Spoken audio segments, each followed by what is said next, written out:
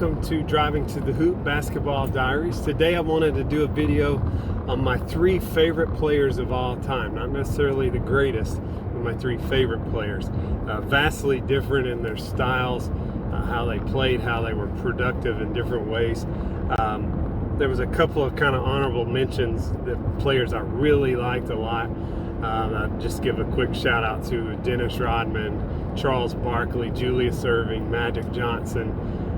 Never been a big Jordan fan, but I know he's unbelievably good, so I get why he was so popular, but not my cup of tea necessarily.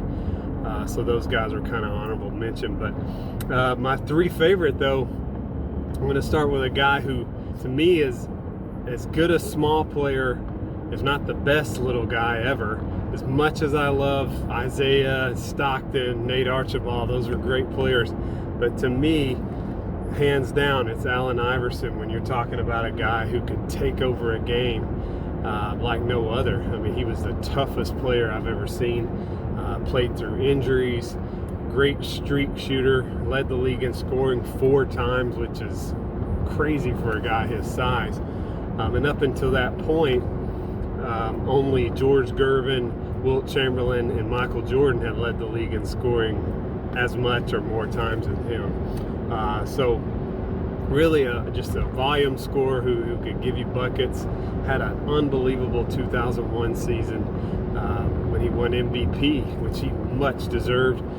Took his team to the finals. Kind of some ragtag guys, right? He didn't have a ton of talent around him.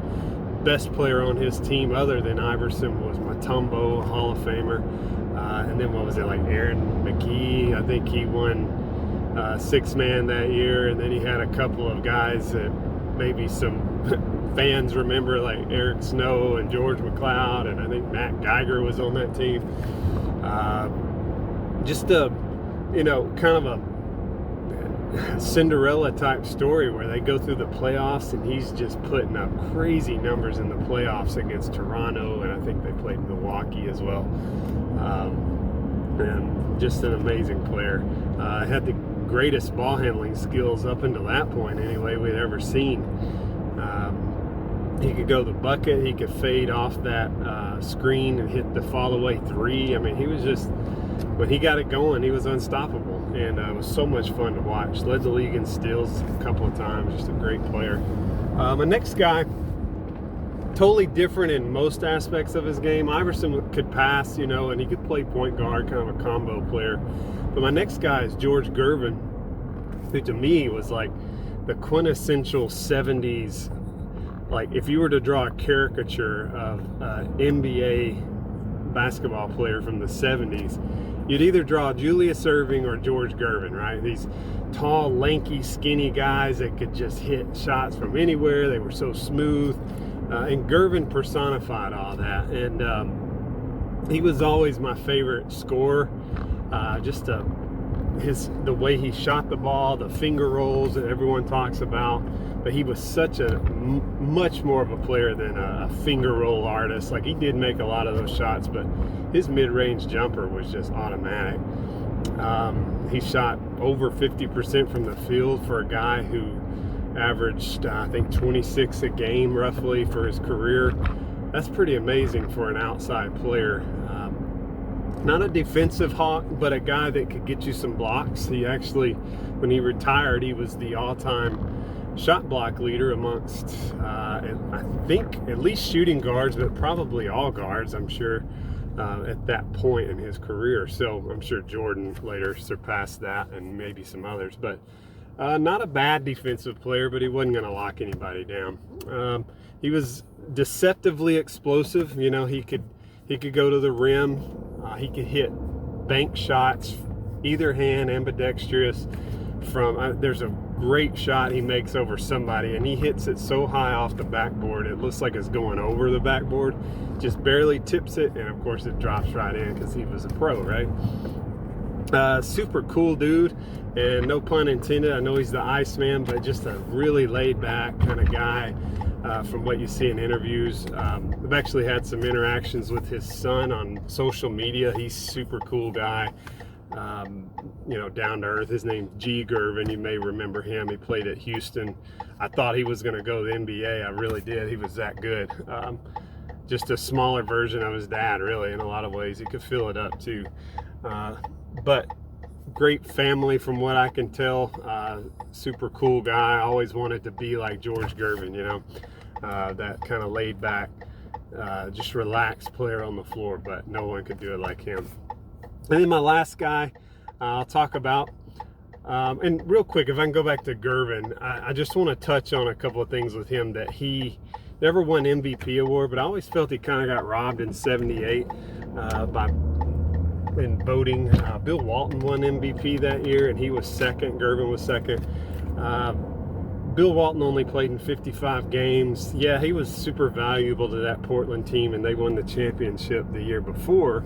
However, I thought Gervin was the better player that year. His numbers were really good. And if you recall the last game of the season in '78, when he put 63 down, I can't remember who they were playing, but he scored 63 points.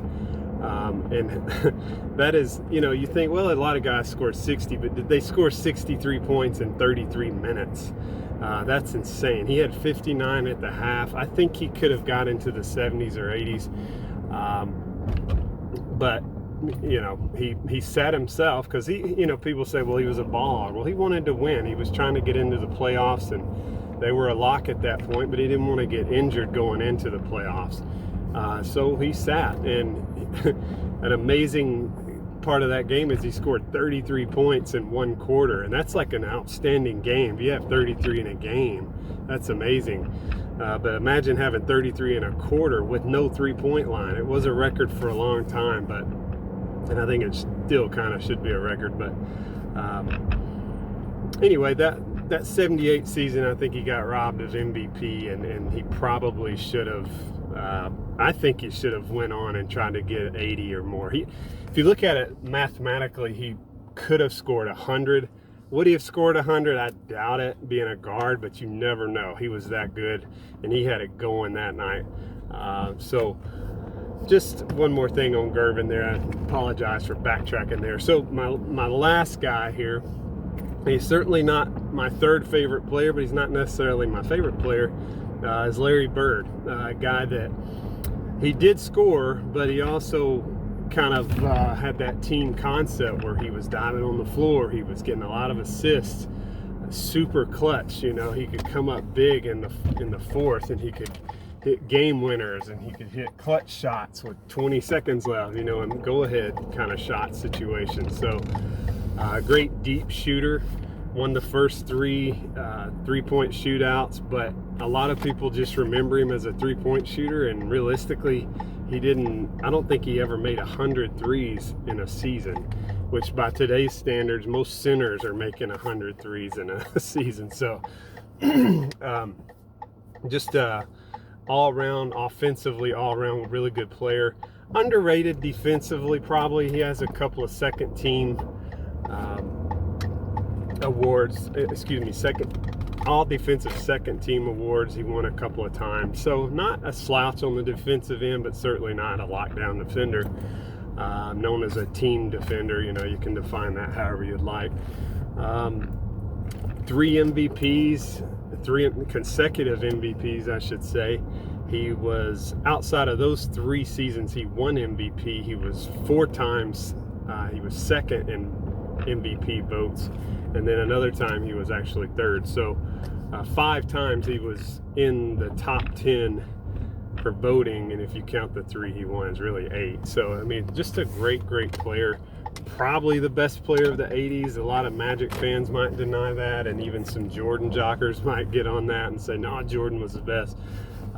But for me, Bird was the best in that era. So and a lot of people knocked him for being slow and couldn't jump and all that, which just, if that's true, fine, but it just shows how great he was, right? That he could average 24, 10, and 6 and couldn't jump over a Manhattan phone book. So, just some thoughts on these guys. I'm sure everyone has their 3 favorite players, but mine are definitely Allen Iverson, George Gervin, and Larry Bird. Just amazing talents, vastly different players. Letting some folks cross the road here. Anyway, heading into the holiday season, I wish you all a fair December, and thanks for listening in. I hope you liked the video. I'd love to see your top 3 favorite players, not your top 3 greatest. We'll do that another time. Your top 3 favorite players of all time. I'd love to see that. And don't forget to subscribe to my channel and like the video. Have a good one.